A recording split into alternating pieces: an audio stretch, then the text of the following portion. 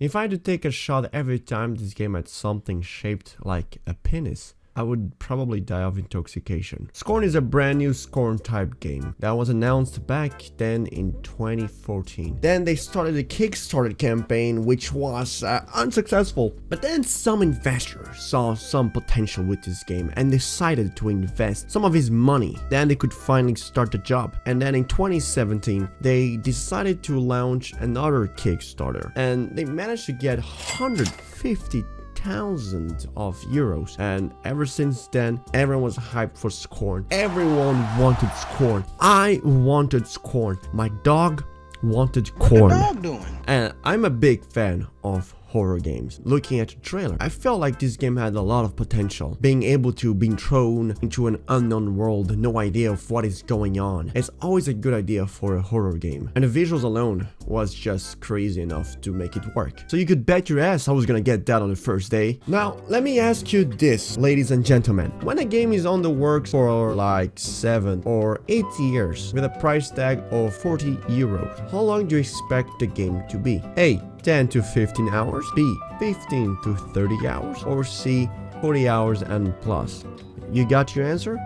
Good, because none of those were correct. The game was pretty damn short, like with an average of 5 hours needed or like 6 hours to beat the game. It took me around 6 hours and a half to beat Scorn, and let me tell you that I was stuck on a certain puzzle for like 20 to 30 minutes, which was very fun. But despite the game being short, the game had some amazing visuals. I never took these many screenshots on a video game ever before. In this game, every place I looked at, I would just gaze at it and I would just keep looking and take a screenshot to the world that Ebb, however you pronounce that, software managed to create. But with all good things, there's always the shit things, because nothing in life is perfect. The combat in this game, oh gosh, the combat is just the worst thing that maybe happened to this game, despite the game being short, that is. The combat is just so clunky that I just wish there was no combat at all. And okay, Scorn doesn't really force you to fight most of the enemies, but there are some points that you have no other choice, as you're in a hall that is just too tight for you to go around the enemy and run away. So all you can do is exchange hits with one another,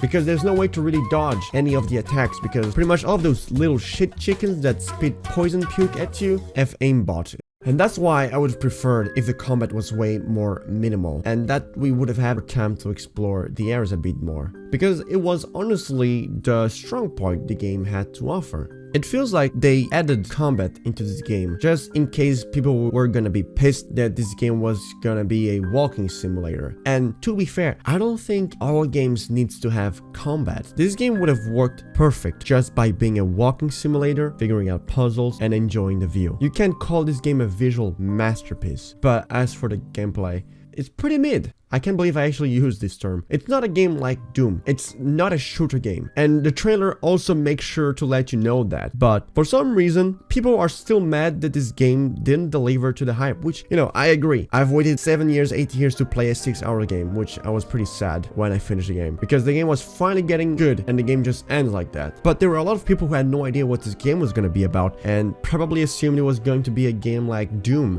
even though one of the trailer clearly says this, by the way. While there is shooting within the game, Scorn is not a shooter.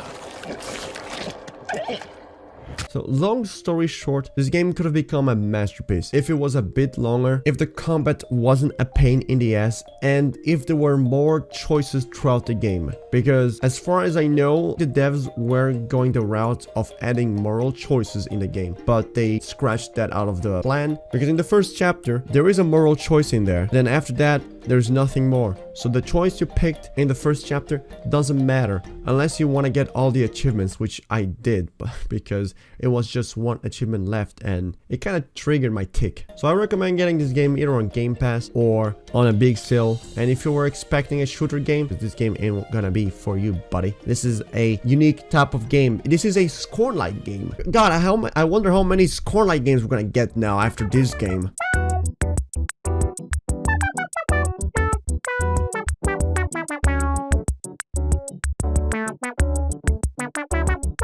Scorn.